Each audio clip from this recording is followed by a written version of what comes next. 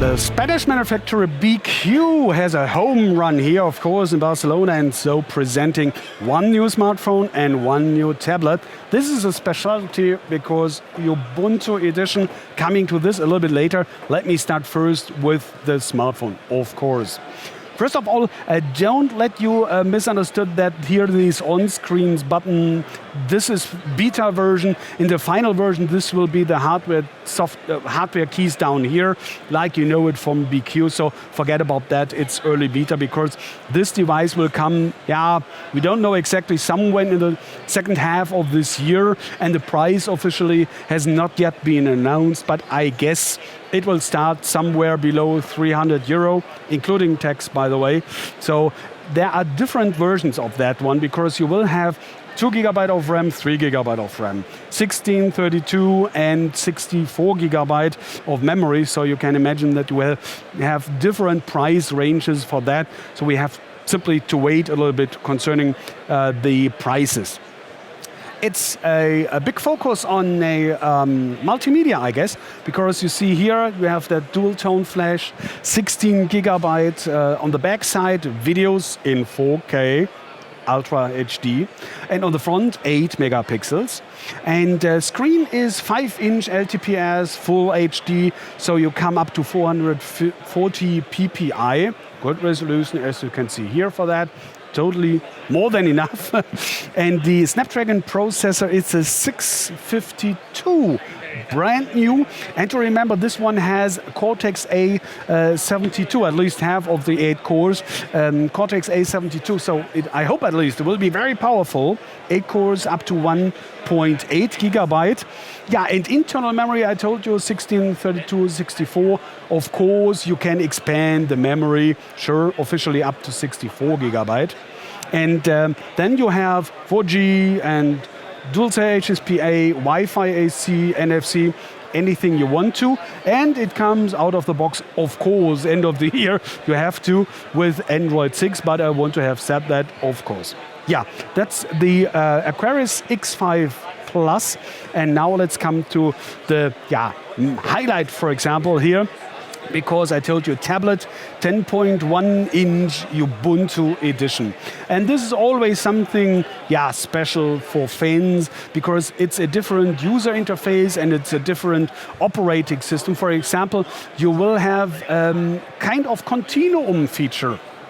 So let me go like that over here and switch to desktop vision. And you see now that you have your typical, like on the desktop, that you have your windows and everything. So this will happen automatically when you dock a monitor or a keyboard, but you can see like this one here, you can switch that to manually. So you have that one. Or what I like, for example, even in the tablet mode, didn't you get that? Switch back, okay. Tablet mode, here we are. So what I really like about that, so for example, if you go like that here, you have 2 windows as you see, and that you can, for example, grab that 3 fingers and make it to your main frame here, or the same feature going back over there. So tons of features you can do. You know that problem with the apps, of course, but that big advantage of Ubuntu is that you have, for example, that I call it always the continuum feature, that this doesn't need to reprogram to write new all the apps that are already existing. That's the original app and working nevertheless in desktop mode, in continuum mode too. Okay, let us go a little bit to the specifications because 10.1-inch I already told you, and the resolution in most countries you will see kind of a little bit more than full HD, 1920 by 1200 pixels resolution. So this is kind of interesting, as you can see here, even those tiny text there, quite all right. Front camera 5 megapixels, on the back side 8 megapixels. And I really love that because it's feeling a little bit so like rubber a little bit, so giving your fingers a good grip, and especially you have 7,280 milliamps, unbelievable. So I really should come, even me, through the day with that one here. And it's a MediaTek processor, by the way, the 8163A. We have 2 GB of RAM, 16 GB internal memory, again expandable of course, but here comes the trick. It's a little bit, no 4G, just Wi-Fi only, and especially no Wi-Fi AC, just at least if the specifications really are on the final product there. Shall be available around about Q2 this year. Maybe they switch that, but at the moment I guess it's no Wi-Fi AC and no Wi-Fi 5 GHz band. So unfortunately, let's see how the price will do. I can only guess at the moment because the final price hasn't been announced yet. But see, the Android version is 269, at least Germany, Europe, including tax like always. So I guess the Ubuntu edition will be kind of the same. So let's say something below 300 bucks. And for that, maybe you say that's okay too.